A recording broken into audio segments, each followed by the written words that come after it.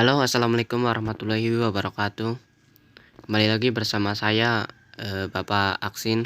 Kali ini saya akan memandu jalannya praktikum, yaitu karena masih berada di pandemi, jadi kita melakukan praktikumnya dengan lab maya atau laboratorium maya dari Kemendikbud.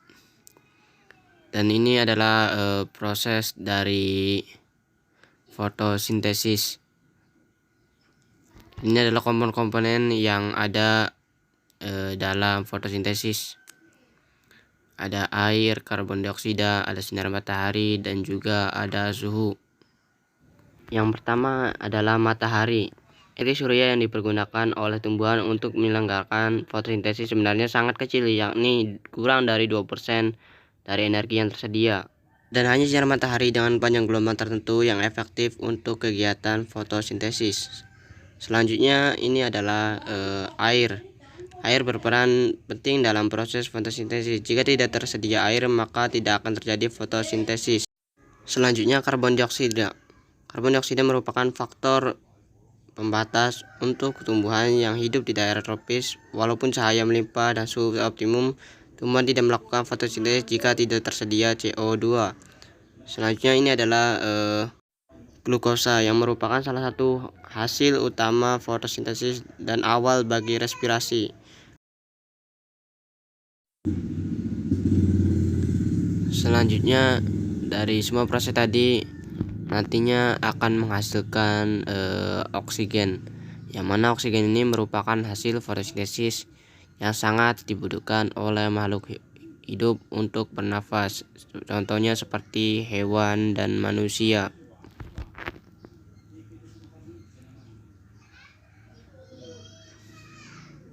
Selanjutnya ini adalah nitrogen. Nitrogen ini berperan penting dalam hal pembentukan hijau daun yang berguna sekali dalam proses fotosintesis.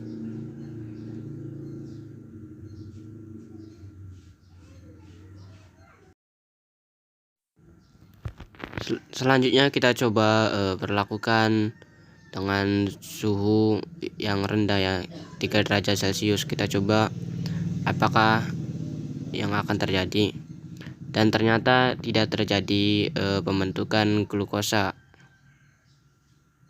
Kita bisa lihat tidak adanya glukosa muncul. Dan kita coba pada suhu yang tinggi, yaitu 46 derajat Celcius, yang mana suhu ini cukup tinggi, ya, dan juga tidak terjadi pembentukan dari glukosa. Sedangkan jika kita coba pada suhu optimum, yaitu suhu 20 derajat, contohnya 21 derajat, maka muncul, lihat, terjadi pembentukan glukosa, ya. Pada suhu 28 derajat pun juga muncul proses pembentukan glukosa. Hal ini dikarenakan pada suhu yang terlalu tinggi atau terlalu rendah, tanaman dapat kehilangan kemampuan fisiologisnya seperti fotosintesis, respirasi, transpirasi, absorpsi air, dan nutrisi. Bila tumbuhan berada pada tempat dengan suhu yang lebih tinggi dari itu, kinerja enzim akan terganggu. Akibatnya respirasi dan transport zat terganggu. Hal ini dapat menyebabkan kekurangan nutrisi pada tumbuhan. Pada suhu tinggi, untuk menghindari penguapan berlebihan, tumbuhan akan menutup stomatanya. Artinya tidak akan adanya pertukaran oksigen dan karbon dioksida. Artinya respirasi zat terganggu. Oke, selanjutnya kita akan mengamati pada daunnya. Oke, kita akan mengamati bagian dalam tumbuhan. Ini adalah bagian yang dinamakan kutikula, yang mana ini adalah lapisan pelindung pada seluruh sistem tajuk, yang berfungsi untuk memperlambat kehilangan air dari daun, batang, bunga, buah, dan biji. Selanjutnya ini adalah epidermis atas, yang berfungsi untuk mengurangi penguapan air yang terlalu berlebihan pada daun. Selanjutnya ini adalah kloroplas, yang fungsinya sebagai tempat terjadinya proses dan reaksi kimia pada proses fotosintesis. Satu sel daun mempunyai 40 sampai dengan 50 kloroplas. Selanjutnya yaitu sel penjaga. Sel penjaga ini adalah sel epidermis yang telah mengalami perubahan bentuk dan fungsi yang dapat mengatur besarnya lubang-lubang yang berada di antaranya. Selanjutnya yaitu flum, yang merupakan jaringan pengangkut pada tumbuhan berpembuluh yang berfungsi dalam transportasi hasil fotosintesis terutama gula, sukrosa, dan berbagai metabolit lain dari daun menuju bagian-bagian tumbuhan lainnya seperti batang, akar, buah, bunga, biji, dan umbi. Selanjutnya yaitu xilem. Xilem atau pembuluh kayu ini berfungsi yaitu menyalurkan zat bahan fotosintesis dari akar ke daun. Pembuluh kayu merupakan saluran utama bagi transportasi air beserta semua substansi yang terlarut di dalamnya dari akar menuju bagian lain tumbuhan, terutama daun.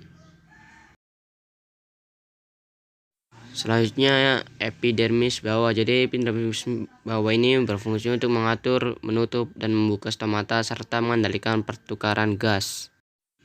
Dan ini adalah stomata, bentuk tunggalnya bernama stoma. Stoma mengambil CO2 dari udara untuk dijadikan bahan fotosintesis. Stoma juga mengeluarkan O2 sebagai hasil dari fotosintesis. Stoma ini ibarat hidung bagi manusia, akan tapi stoma ini mengambil CO2 dan mengeluarkan O2, sementara hidung mengambil O2 dan mengeluarkan CO2. Selain stoma, tumbuhan tingkat tinggi juga menggunakan lentisel untuk bernafas. Oke, kita berada di penghujung praktikum. Jadi sekian dari Bapak. Kurang dan kurangnya mohon maaf. Wassalamualaikum warahmatullahi wabarakatuh.